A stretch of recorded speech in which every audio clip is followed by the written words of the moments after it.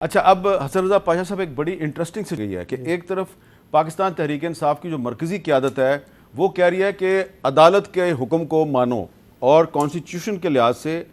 آئینی طور پہ وہ درست کہہ رہے ہیں، ٹھیک ہے جی، ٹھیک ہے جی، لیکن دوسری طرف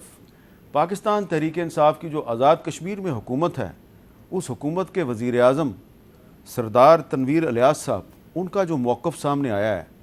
وہ آپ کو حیران نہیں کرے گا، وہ آپ کو پریشان بھی کرے گا۔ سنیں وزیر اعظم آزاد کشمیر کیا فرما رہے ہیں۔ ججز کا کام ہوتا ہے اگر کسی جگہ پہ grey area who interpretation of law ججز کرتے ہیں، لیکن اگر کوئی اس لیجسلیٹر ہو، اس قانون ساز، اس کو کہتے ہی قانون ساز اسمبلی، کوئی اختیارات اس کے ڈومین میں آیا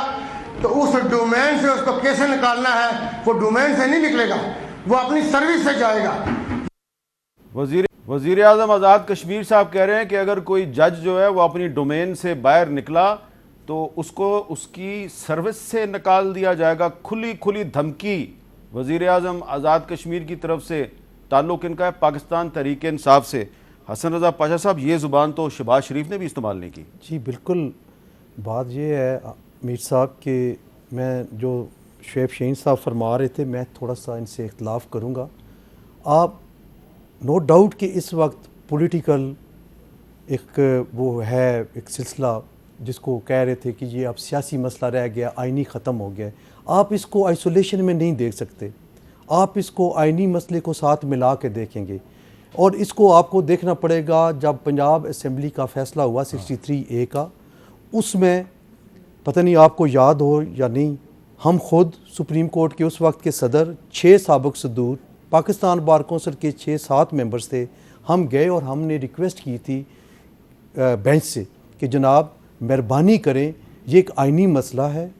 سیاسی مسئلے کے ساتھ ساتھ آپ فل کورٹ بنا دیں اور یہی حل ہوگا۔ لیکن ہماری استدعا نہیں مانیں گے۔ جو حکومت تھی اس وقت کی، اس نے بھی یہی کہا کہ فل بینچ بنائے، نہیں مانیں گے۔ ایک فیصلہ آ گیا جس پہ ابھی بھی آبجیکشنز موجود ہیں، ریویو فائل ہو چکی ہے، اور یہ بات بار بار آ رہی ہے کہ جو فیصلہ آیا ہے وہ کانسٹیٹیوشن کو ری رائٹ کرنے کی بات ہے۔ اب اس پہ آتے ہیں، اس پہ حکومت وقت نے یہ کہا کہ فل بینچ بنائیں۔ پاکستان بار کونسل نے انڈیپینڈنٹلی یہ اپنا ایک میٹنگ کی، اس میں یہ ڈیسائیڈ ہوا کہ ہم نے یہ بیان اور ہماری یہ سٹیٹمنٹ جانی چاہیے کہ فل کورٹ ہونا چاہیے۔ ہم پھر جو آخری سماعت کا تھا، یہ آخری جو پروسیڈنگز تھی جمعے والے دن، اس میں جب 3 رکنی بینچ پہلی دفعہ بیٹھا، میں خود وہاں گیا۔ اٹارنی جنرل صاحب شروع کرنے لگے، ان سے ریکویسٹ کی، ان کو سائڈ پہ کیا، بینچ سے میں مخاطب ہوا، میں نے کہا جی ہم بڑے گرفتہ دل سے، بڑے برے دل کے ساتھ آئے ہیں، ادارے کی سالمیت اور ساکھ کا مسئلہ ہے، اور جو باتیں باہر آ رہی ہیں وہ اب حالات کچھ ٹھیک نظر نہیں آ رہے، آپ مہربانی کریں اس کو فل بینچ بنائیں۔ انہوں نے کہا جی آپ لیٹ آئے ہیں۔ میں نے کہا جی آپ نے بلایا نہیں، ہم نہیں آئے، اب ہم آ چکے ہیں۔ لیکن اب دیکھیں، اس کو بھی آپ آئسولیشن میں نہیں دیکھ سکتے کہ حکومت نے جو قانون سازی کی ہے،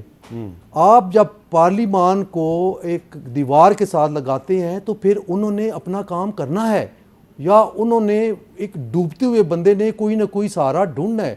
یہ مجبوراً یہ کام ان کو کرنا پڑا۔ میں ان کی ٹائمنگ کو یہ نہیں کہہ رہا کہ ٹائمنگ ٹھیک تھی غلط تھی، لیکن ایک وہ کام مجبوری میں آئین شکنی پہ مجبور، آئین شکنی نہیں، یہ آئین شکنی نہیں، اور کیا ہے، جو قانون سازی کی ہے۔ میں ایک بات بتاؤں، ڈیکیڈ سے یہ مطالبہ تھا بار ایسوسی ایشن اور بار کونسلز کا کہ 184 ریزولوشن ہونی چاہیے تھی، ایک منٹ ٹھہرے جی، 184(3) کی اپیل ہونی چاہیے، ادروائز آرٹیکل 10A ریڈنڈنٹ ہو جائے گا۔ اس میں کہاں غیر قانونی اچھا چلے میں اس میں عرض کر رہا تھا، ایک منٹ میں اس میں شامل کرتا ہوں جی وفاقی وزیر بحری امور جناب فیصل سبزواری صاحب کو، جو پارلیمنٹ کے ممبر بھی ہیں، تو پارلیمنٹ کی بات ہو رہی ہے، ان سے بات کرتے ہیں۔ فیصل سبزواری صاحب بہت شکریہ۔ سب سے پہلے تو یہ بتائیے کہ یہ جو آج قومی اسمبلی میں قرارداد منظور ہوئی ہے جس میں کہ سپریم کورٹ کے فیصلے کو مسترد کیا گیا، آپ کو نہیں لگتا کہ پارلیمنٹ اور سپریم کورٹ آمنے سامنے آ گئی ہے اور اب مسئلہ حل ہونے کی بجائے مزید پیچیدہ ہو جائے گا، اور خدشہ ہے کہ جنازہ نکلے گا کسی سیاسی جماعت کا نہیں بلکہ جمہوریت اور آئین کا جنازہ نکلے گا، اور بڑی دھوم سے نکلے گا؟ بہت شکریہ حامد صاحب۔ میرے خیال میں جو بھی باتیں آپ نے کہی ہیں اس میں سے کسی سے بھی میں اختلاف نہیں کروں گا. لیکن جس طریقے سے ابھی پاشا صاحب فرما رہے تھے, دیکھیں آئین تحریر کرنے کا, آئین میں کمی یا بیشی کرنے کا کسی کا بھی اختیار نہیں ہے, نہ چیف جسٹس آف پاکستان کا, نہ سپریم کورٹ کا. لیکن آپ نے دیکھا کہ 63A کے فیصلے میں خود وکلا انجمنوں نے یہ کہا ہے کہ ری رائٹ کیا گیا ہے آئین کو. اسی سپریم کورٹ نے کیا, انہی 3 معزز جج صاحبان نے کیا. آپ کے علم میں مجھ سے زیادہ ہے کہ جب سپریم کورٹ آف پاکستان نے جنرل مشرف کو یہ اختیار دے دیا تھا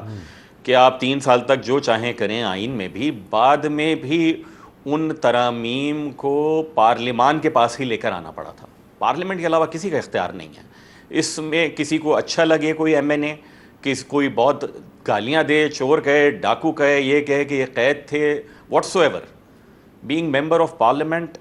ہم سب کا ہی استحقاق ہے, پارلیمنٹیرینز کا, کہ وہ آئین میں کمی کر سکتے ہیں, بیشی کر سکتے ہیں, آئین میں ترمیم کر سکتے ہیں. ہیونگ سیڈ دیٹ, اب جو دیکھیں KP کی حد تک تو مجھے کوئی ایشو نہیں ہے,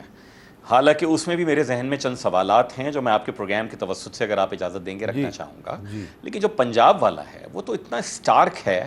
کہ آئین یہ کہہ رہا ہے کہ وہ رکن D سیٹ ہو جائے گا جس نے اپنی پارلیمانی پارٹی کی مرضی کے برخلاف ووٹ دیا, اور سپریم کورٹ کے چیف جسٹس صاحب اور 2 جج صاحبان یہ فرماتے ہیں کہ نہیں ووٹ ہی نہیں دے سکتے, جو آئین میں تحریر نہیں ہے. میں اس دن بھی آپ سے عرض کر رہا تھا اور جو کی تھی میں نے, کہ ایک جگہ ہے آئین میں چیزیں ایکسپلیسٹلی لکھی ہونا, دوسری چیز ہے نیت. پاکستان کے آئین کے فریمرز کی نیت یہ تھی کہ جب انہوں نے نگراں حکومتوں کا قیام رکھا ہے, اور آپ کے علم میں ہے کہ 1993 کے بعد سے پاکستان میں ایک ہی روز الیکشن ہوتے ہیں, 97 ہو, 2002 ہو, اور لیٹر آن,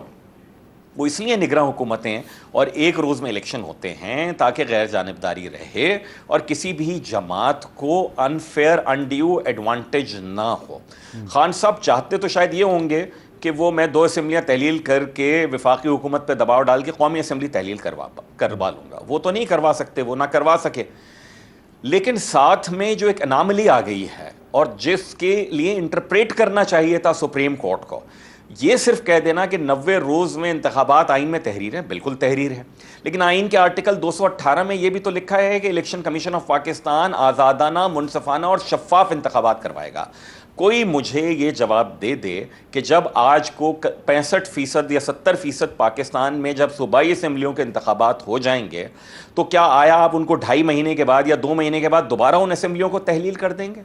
یا ان کو ہٹا کے نگراں حکومتیں لے آئیں گے؟ تو بھی ایک وہاں کے ووٹر کے پاس یہ ٹلٹ تو ہوگا کہ میرا وزیر اعلیٰ تو وہی ہوگا, 3 مہینے کا گیپ آ گیا ہے. کیا وہاں کے قومی اسمبلی کے انتخابات 70% پاکستان کے ان معنوں میں شفاف تصور کیے جائیں گے جو فریمرز آف دی کانسٹیٹیوشن کی انٹینٹ تھی؟ کیا جو اسمبلیاں ابھی بنیں گی صوبائی اسمبلیاں مثال کے طور پر, آپ نے ایک اہم سوال اٹھایا ہے